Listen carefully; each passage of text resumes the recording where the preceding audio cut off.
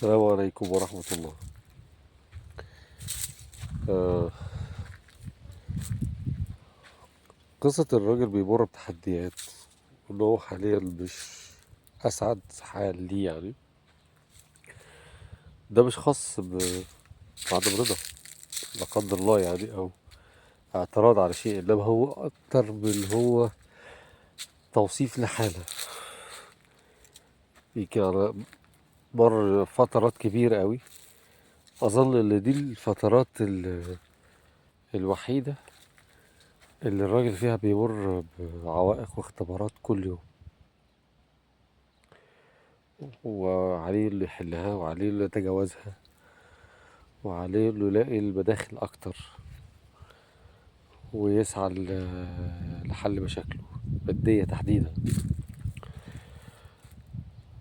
الموضوع مش سهل، احنا بنقابل دلوقتي ناس داخلة في ال45 وال50 وفقدت أملها.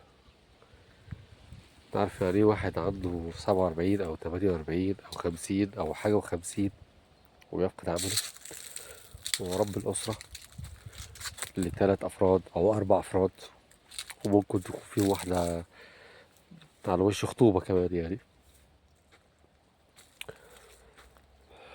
فالموضوع بجد والله خطير يا جماعة. فلو الستات ضغط على الرجالة في الحتة دي، مش مقدرة تعبه اليومي، إرهاقه النفسي، الضغط العصبي اللي بيمر بيه عشان يعدي يومه بس أو يعدي الشهر بتاعه من غير مشاكل ومن غير أزمات، مش هيعرف يتجاوز ده لوحده، وهيتعب، وهيجي عند مرحلة يسلم بقى خلاص كده ويقول والله اللي يحصل يحصل، أنا كده. وشفتها يعني، أنا أعرف ناس دلوقتي قاعدة في البيوت مش شغالة. الست بقى اللي دورت، وموضوع بقى وصل لمرحلة خلاص بقى إن هو ما بقاش حتى في أي رغبة عنده هو إن هو يغير حاله. ف أنا بس كنت يمكن عايز أوضح الموضوع مش عدم رضا ولا حاجة، بالعكس، ده الرضا ده والتسليم بأمر الله سبحانه وتعالى، ده شيء مسلمات يعني مفيش كلام فيه. إنما أنا بقول إن في الفترة الحالية دي، لو إحنا بناخد رسم بياني دي لحالة الرجل أو معيشته أو نمط حياته، هنقول إن اليومين دول هو من أكتر الضغوطات على الأسرة المصرية تحديدا، وعلى الرجل بشكل خاص، لأن هو المعني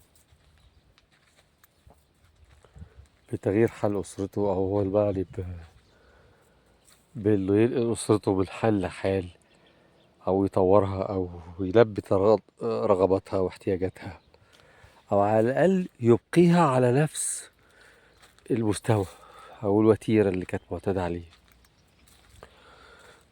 فالموضوع فيه تحديات كبيرة وضغوطات كتيرة قوي، ومحدش حاسس بده. في رجالة ممكن ما يقدروش يكملوا والله، الموضوع صعب. أنا بقول لكم دلوقتي بقيت أسمع إن حد شركة صفت، أو هو استغنى عنه، أو هو استقال.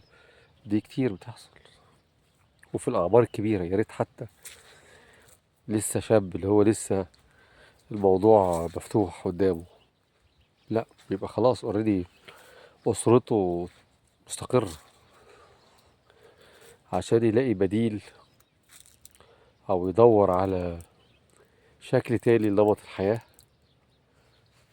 يعمل بقى شيفت كارير، يشوف حاجة تانية يعملها. ده موضوع مش سهل خالص يعني، وعلى ريسك كمان، مش مفهوش ضمان لأي حاجة. فربنا يكون في عون الأسرة المصرية عموما، والرجل على وجه الخصوص. وبس بطالب كل زوجة برفقة بالراجل دلوقتي اليومين دول تحديدا، لأنه بيمر بأصعب فترات حياته.